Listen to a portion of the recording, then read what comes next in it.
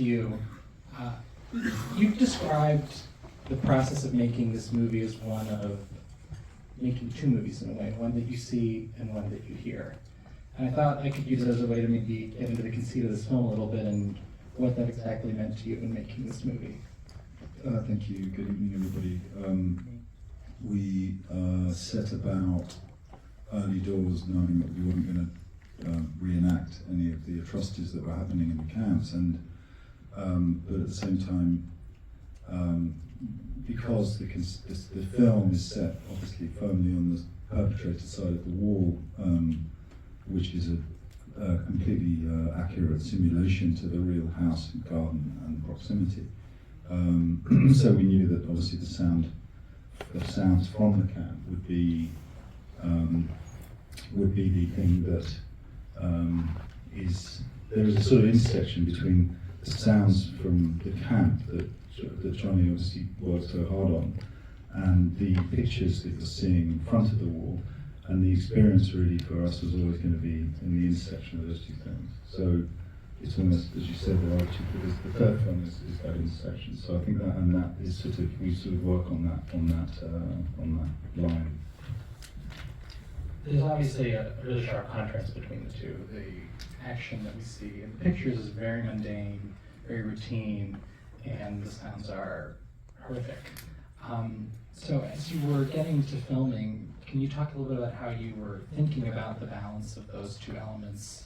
You know, what we did when we started to put the film together was use the opportunities of a sudden head turn, for instance, of one of the boys, say, and that just happened, nothing to do with sound, and we would use those opportunities to then score and mark those moments with sounds that would penetrate, that maybe, you know, the young boy really hears, he seems to be more conscious of what's happening behind that wall than anyone else. So we'd sort of sculpted really. Right, Johnny, it was a sort of the whole process is, production is gathering things, and part of that was research and building a library for a sound that we could use when we get to that point of post-production. But a lot of it is us figuring out how the pieces go together and ensure there is a script. Well, I mean, we had how we found the right sound. I mean, there were sounds in there that, well, Johnny had a team of sound colleagues who basically, you know, we sort of cultivated this approach with a previous film that we made together called Under the Skin, and in that film we were creating libraries of real world sounds, field recordings basically, and so to some extent it was a similar method here where we would imagine what we needed to hear, but we knew that it needed to have the authenticity of the real world and the sonic of the real world. In other words, it needed to hear as it would be heard, you know, muffled behind a wall or whatever. And so Johnny's colleagues would go to various places, sometimes say to Germany, with, you know, hidden microphones and recording devices, and literally seek out things that might be going on at night, you know, a fight, laughter, a drunk, you know, stuff like that, and begin to recording all that stuff, hours of it, and then Johnny and I would sit and catalogue it all and work out what we were interested in. And, you know, it's as much of an edit as the pictures. You know, it really is another film. It's by no means an afterthought. Yeah, I mean, it was difficult to be precise in some regard, because all the apart from about 6, all the pictures I looked at were black and white. So the colour world was difficult to see in full flesh. It had to be an interpretation, really, and I think it is. Once I'd seen the half a dozen pictures that were available of the family, it was just drilling into those and then combining that with evidence from the camp about and witness testimony about the atmosphere of the houses and what they were to clean them. What it was to clean them, and that sort of started to build a picture really, together with the research that we'd done about the hosses themselves, and it was about sort of drilling into an aesthetic and then embodying that really. That's kind of what I did. We started with an empty shell really. The house was derelict, but we knew we were going to film there. And I had, before we all got struck with COVID, I had managed to record the house and built a model of it in 3D, and we spent many hours, John and I, kind of looking at it on Zooms together, moving around it and inspecting all the sort of places to put furniture and how to repurpose the house, or for where, essentially.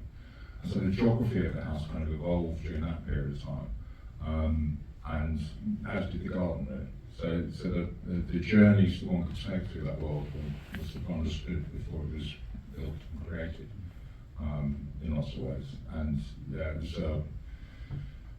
it was a world that was being created, and that's, you know, meant that those actors and performers were in their own house. You know, the taps worked, toilet flushed, the things in the drawers, all the things that were supposed to be where they were, the linen was in the linen cupboard.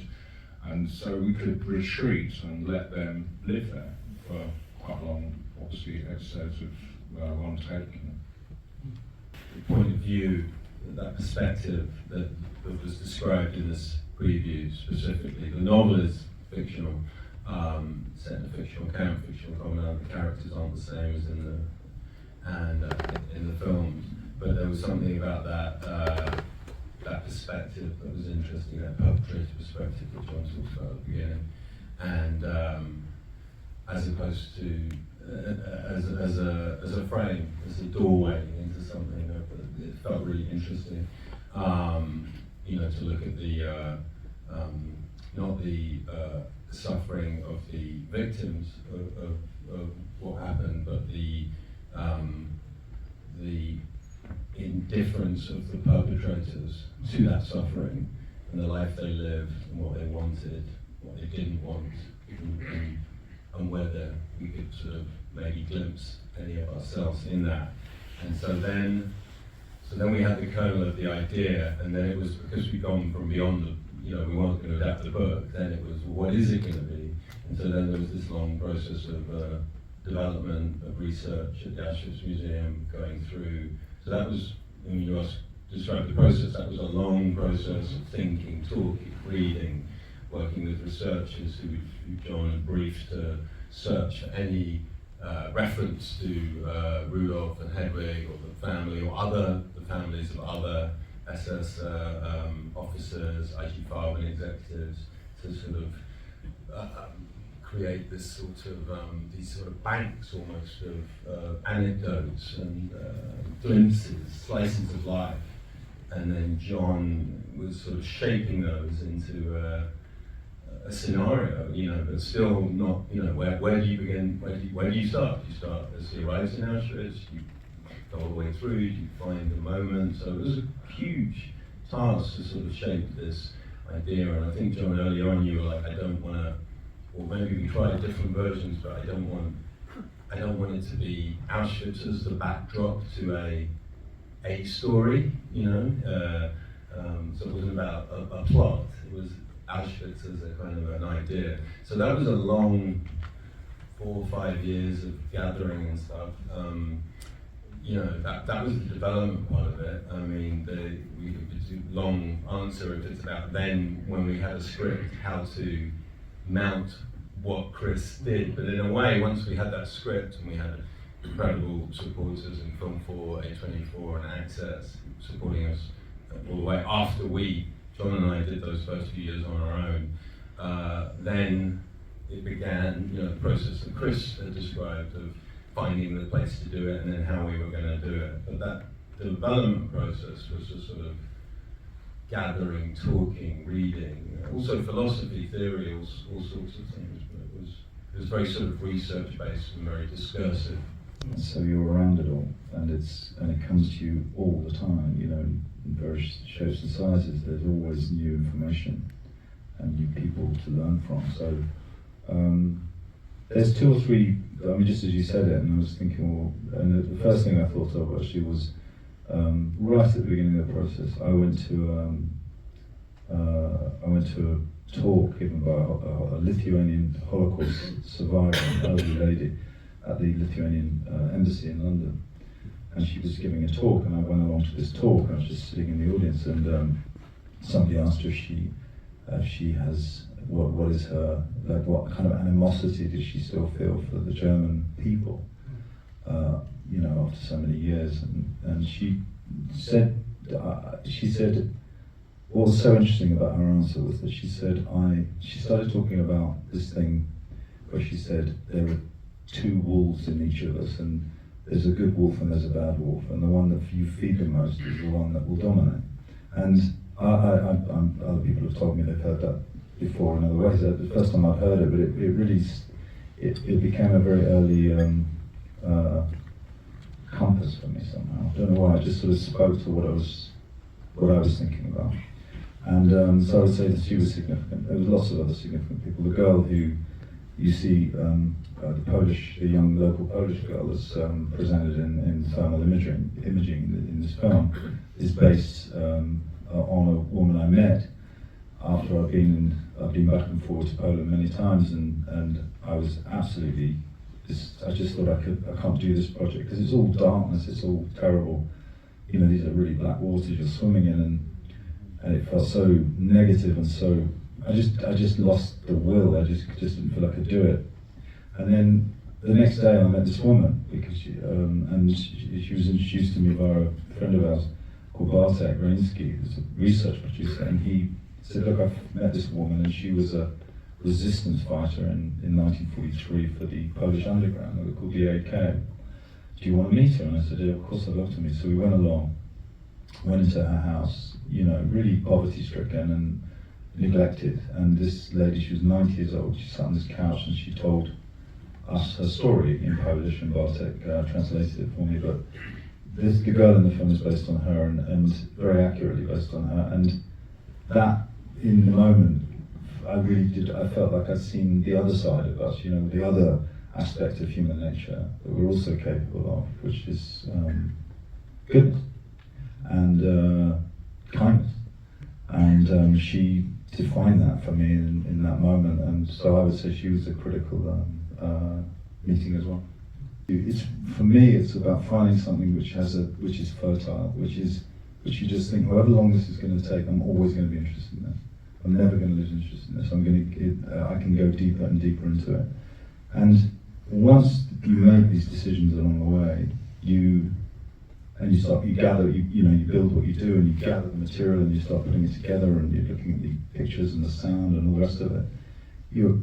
The process is you're trying to get to simplicity, and simplicity is something you end with. You don't start with simplicity. So it's sort of getting to a point where it feels as robust as possible, in my opinion, and communicative as possible, communicate subconsciously. So yes, it's about stripping away. It's being left with a feeling, and and the images of the scaffolding that support that on the screen. But really, the like all things we experience in music and art and film and everything, it's what actually you can't see that is effective. So I'm always trying to almost get to a place where it's as simple as it could be.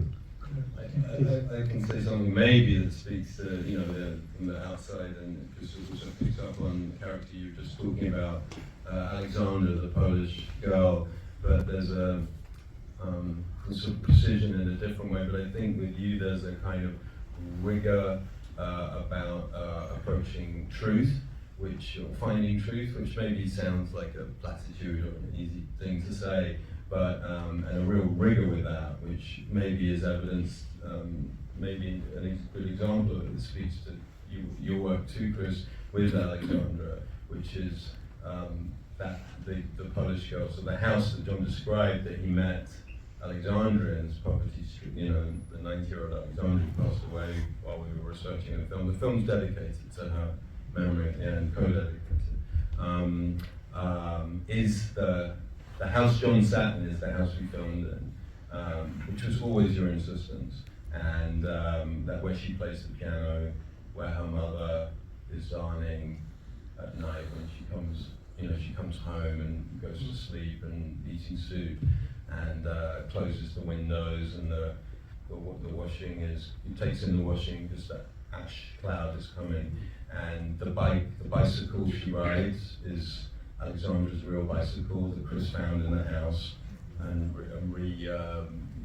renovated, and the dress she wears. I mean, you found makeup, and your insistence was, you as a producer, you could be, well, that's not the convenient house to film in. It's X miles from where we need to be. Let's find it close, one that's closer. But I think you're always so rigorous about that, and that's the kind of truth that you can't see on the, it's the iceberg below the surface. It's what you're talking about. It's abstract, but I think it is felt. But yeah, Chris. No, but it is crucial, isn't it? That's crucial. Once we had decided to be in that area, and of course, I think really it's fair to say you'd always intended to shoot there. The practicalities of the real house were a non-starter, too old, too close to the museum.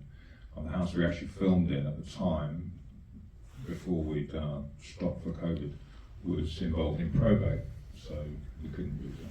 We looked at it, but it was not going to be possible to rent it and use it at the time.